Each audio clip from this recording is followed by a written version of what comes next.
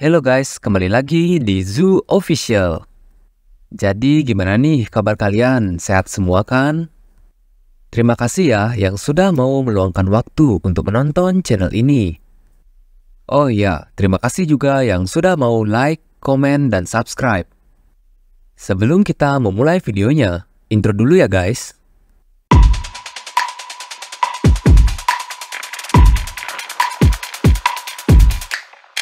Di sini mereka pun sampai di depan penghalang. Enjung yang penasaran mencoba memasuki tangannya ke dalam penghalang itu. Tapi Songhu jahil ya, ia tiba-tiba memasukkan paksa tangannya hingga membuat Enjung terkejut. Enjung pun mengatakan kalau tidak terasa apa-apa setelah ia menyentuh penghalang itu. Jadi ketua tim berkata penghalang itu aman untuk mereka lewati. Tak lama setelah itu, mereka pun segera melewati penghalang itu bersama-sama. Sesampainya mereka di pintu masuk, seorang penjaga itu menghentikan mereka dan meminta kartu ID. Aku ketua tim Note 17 Marlin, Jong Chansu. Ucap dari Chansu sambil memperlihatkan kartu ID-nya. Lalu, penjaga itu pun memberikan mereka sesuatu untuk dipakai. Ternyata itu adalah sebuah gelang. Masing-masing dari mereka mengenakan sebuah gelang. Penjaga lalu menjelaskan aturan-aturan yang harus mereka taati sesampainya di kota. Tak lupa juga penjaga itu menjelaskan operasi pertahanan penghalang dimulai besok pukul 7 pagi. Akomodasi sementara akan ditempatkan di fasilitas latihan umum. Dan setelah matahari terbenam, kau tidak diizinkan meninggalkan akomodasimu. Karena warga kota menjadi cemas ketika orang-orang wilderness berkeliaran di malam hari. Ia juga menambahkan, kau akan kehilangan tanganmu jika mencoba melepaskan gelang itu. Jadi aku harap kau lebih berhati-hati. Nah, di sini baru kita tahu ya, gelang itu sebenarnya bom. Dan mereka membawa bom itu kemana-mana. Songhu dan Eunjung pun langsung shock setelah mengetahui gelang yang mereka kenakan adalah sebuah bom. Kemudian mereka pun dipersilakan masuk. Setelah melihat perlakuan penjaga dan aturan-aturan yang harus mereka taati selama di kota, Sun-woo pun merasa kalau orang-orang di kota sebenarnya menolak orang-orang dari wilderness. Enjung dan Songhu pun terpukau melihat suasana di kota yang sangat berbeda jauh dari wilderness. Karena ini pertama kalinya ya mereka datang ke kota. Bangunan-bangunan tinggi yang berdiri kokoh, lingkungan yang asri dan damai sangat berbeda jauh dengan wilderness. Kita baru berjalan beberapa meter, tapi bagaimana dunia di sini begitu berbeda? Tanya dari Enjung. Ketua Chansu berkata kepada Song-woo untuk ia langsung ke pusat pelatihan. Song-woo pun lebih memilih untuk berkeliling terlebih dahulu sebelum ke tempat pelatihan. Akhirnya, Song-woo di sini berpisah dengan tim Marlin. Di sini ia malah merasa aneh dengan kedamaian yang ada di kota. Di sini sangat damai, sampai-sampai sulit untuk dipercaya, gumam darinya. Setelah sekian lama, Song-woo mengitari kota. Ia akhirnya sampai di sebuah toko barang antik. Ketika ia hendak masuk, ia dikejutkan dengan seorang pelanggan yang tiba-tiba ada di depannya dan hendak pergi keluar tergesa-gesa.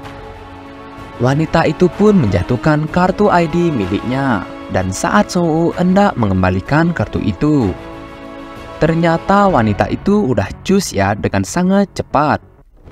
Saat Song-woo hendak membayar barang belanjaannya, ia tertuju oleh satu benda yang unik. Pak Tua, benda apa itu? Tanya dari Song-woo. Pak Tua itu pun menjelaskan kalau itu adalah bom sihir. Cara kerjanya mirip seperti flashbang. Kau melepas pin dan saat meledak, kau melemparkannya. Ia juga menjelaskan kalau benda ini tidak dianggap sebagai senjata karena tidak mematikan. Jadi benda ini diizinkan untuk dijual ke warga sipil. Jika benda ini meledak di depanmu, maka kau tidak akan melihat apapun. Tiba-tiba wanita tadi datang kembali ke toko itu. Tapi kali ini ia datang dengan raut muka yang panik. Permisi, apa kau melihat kartu masukku? Tanya wanita itu dengan sangat panik. Song-u pun mengeluarkan kartu ID milik wanita itu dan memberikan kepadanya. Untung aja ya, Babang Song-u belum pergi dari toko itu. Bisa berabe kalau Song-u udah cabut.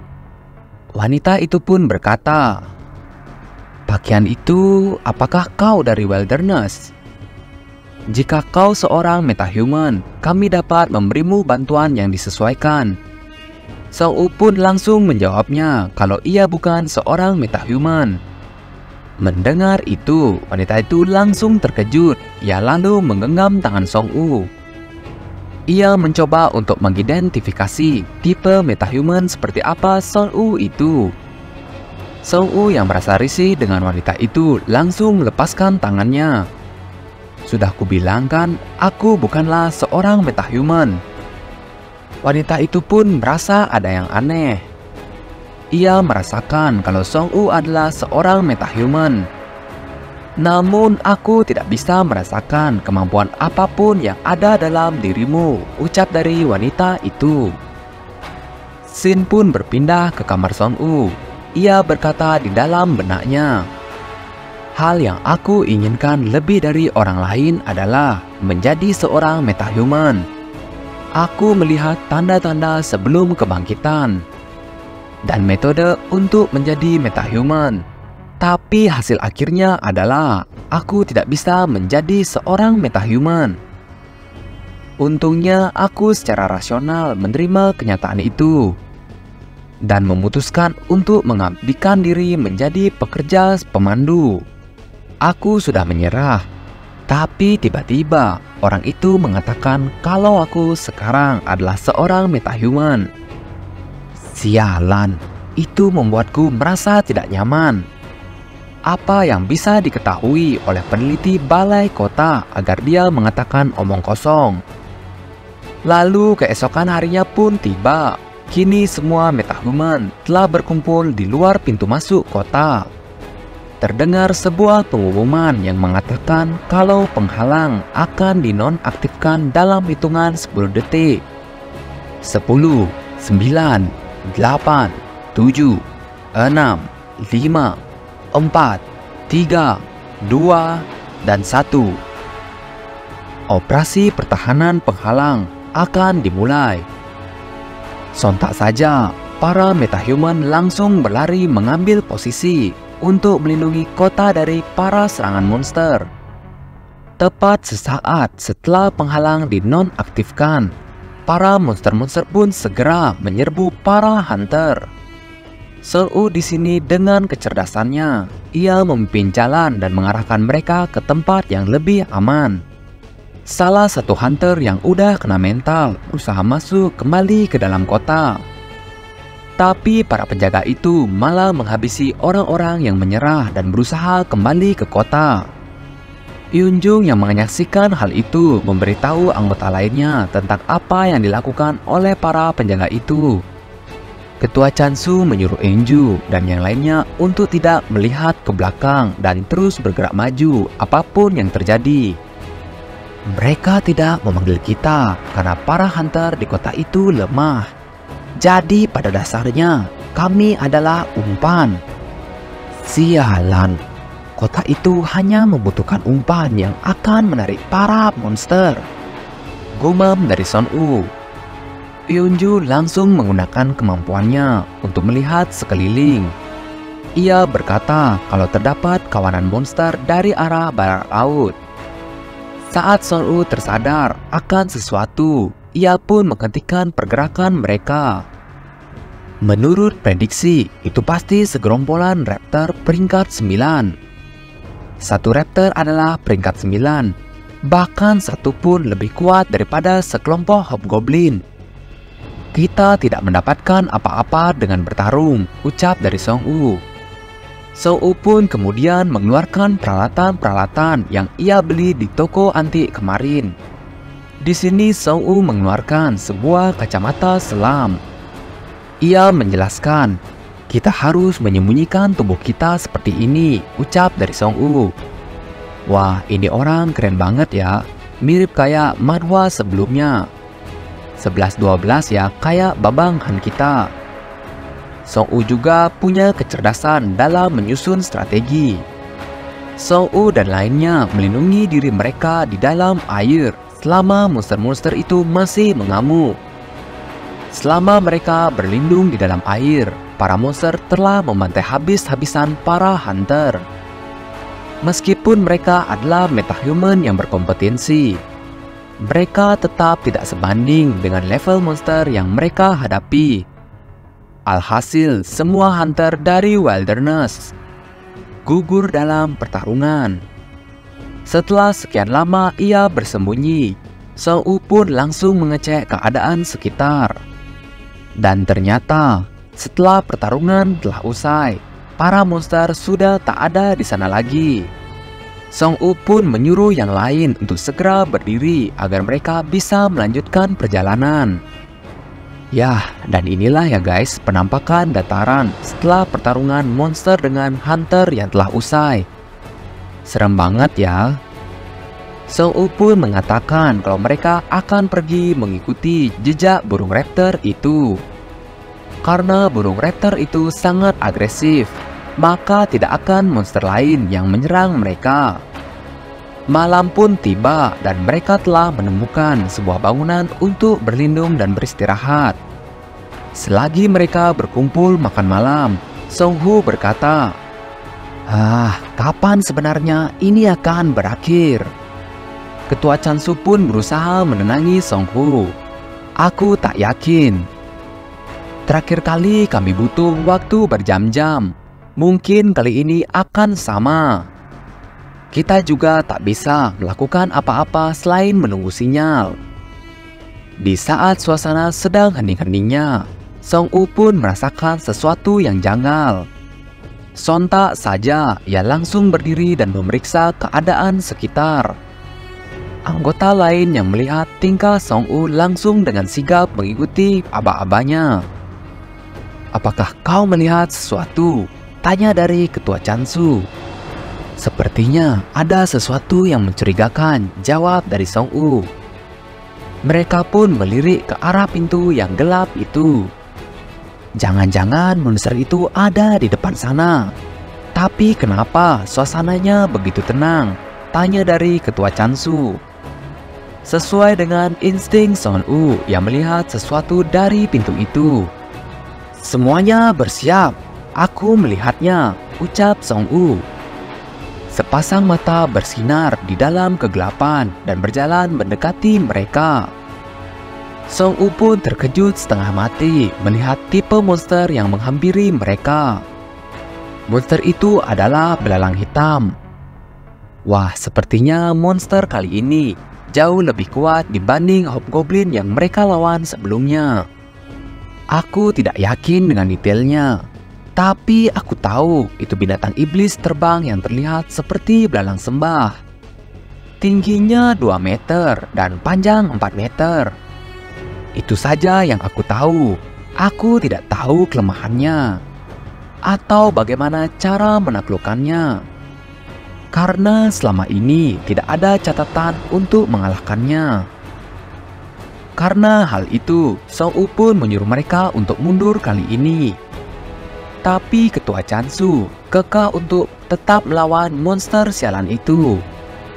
"Bukankah kita akan tahu jika kita mencoba melawannya?" ucap dari Ketua Chansu. "Kelas tidak diketahui, tidak berarti itu lemah. Itu adalah sesuatu masuk ke wilayah raptor. Itu artinya predator ini lebih kuat dari raptor," gumam dari Song U dalam hatinya. Tiba-tiba belalang itu melompat tinggi dan hilang di dalam kegelapan. "Waspadalah terhadap sekitarmu," teriak Ketua Chansu. Ketua Chansu pun menyuruh mereka untuk membuat formasi tempur. Kita tidak tahu dari mana asalnya, tapi ini terlalu gelap, ucap dari Song-hu dengan panik. Eun-ju kemudian menggunakan penglihatannya untuk mencari keberadaan monster itu. Sial, dia tidak ada di sini. Di mana bajingan itu? Gumam dari Eun-ju. Di saat Eun-ju yang masih mencari-cari keberadaan monster itu, monster itu tiba-tiba mengeluarkan suara yang keras. Jika kita mencoba mengikuti dari mana asal suara itu, kita pasti bisa menemukannya, teriak dari Song-hu. Dan ternyata belalang itu tepat berada di belakang Song-hu. Di sini Song-hu masih tidak sadar akan keberadaan belalang di belakangnya. Ia masih mencari-cari sumber suaranya. Sial, sejak kapan dia di belakangku? Gumam dari Song-hu yang terkejut ketika ia menengok ke belakang. Untung saja Song-hu sudah menyadari kehadiran belalang itu. Jadi ia pun bisa menangkis serangan belalang itu. Belalang itu pun kembali bersembunyi di atas. Lagi dan lagi, Song-hu selalu menjadi incarannya. Song-hu, awas di atas kepalamu! Teriak Eun-ju yang akhirnya bisa melihat keberadaan belalang itu. Mengetahui Song-hu dalam bahaya, Ketua Chansu dengan sigap berlari ke arah Song-hu dan menangkis serangan belalang itu dengan tepat waktu. Serahkan padaku di sini. Kalian pergi saja, perintah Ketua Chansu. Son-hu kemudian menjelaskan kepada Eun-ju dan Song-hu kalau mereka berada dalam posisi yang kurang menguntungkan karena kegelapan di sekitar mereka. Song-hu kemudian melemparkan sebuah bola cahaya ke arah Ketua Chansu. Bola cahaya itu dapat mempermudah ketua untuk menyerang dalam kegelapan. Song-hu dengan inisiatifnya berkata kepada Ketua Chansu kalau ia akan membantunya melawan monster belalang sialan itu. Berhenti, kau tidak boleh bergerak begitu sembrono. Bajingan ini adalah mangsaku, teriak dari Ketua Chansu. Song-hu di sini juga menjelaskan kalau mereka bertarung menggunakan kapak dan pedang dalam ruang yang sempit. Hal itu malah akan menyakiti mereka berdua. Ketua telah membuat keputusan terbaik berdasarkan situasi saat ini. Song-hu kemudian bergumam. Tapi ketua tim mengalami kesulitan melawan raptornya. Sedangkan belalang hitam lebih kuat dari raptor. Bahkan mungkin jauh lebih kuat. Yang lebih buruk lagi adalah monster itu tidak hanya kuat. Ia juga cukup cerdas untuk memancing targetnya dengan melepaskan suara dari arah yang lain dan menyembunyikan lokasinya. Pertarungan pun kembali berlanjut. Belalang itu pun mulai menyerang Ketua Chansu. Dengan memaksimalkan kekuatannya, Ketua Chansu berhasil menangkis serangan belalang itu. Matilah kau monster sialan! Teriak Ketua Chansu sambil mengayunkan kapaknya ke arah belalang itu. Dan crot! Cairan merah pun bercucuran di mana-mana. Kapten! Teriak histeris dari Song-hu. Dilihat dari ekspresi Song-hu, kelihatannya Ketua Chansu lah yang terluka. Tapi kan suasana di sana remang-remang ya. Apa mungkin Song-hu salah lihat? Oke, sampai di sini dulu ya guys cerita kali ini. Seru nggak ceritanya? Penasaran dengan kelanjutannya kan? Nantikan part selanjutnya hanya di Zoo Official. See you!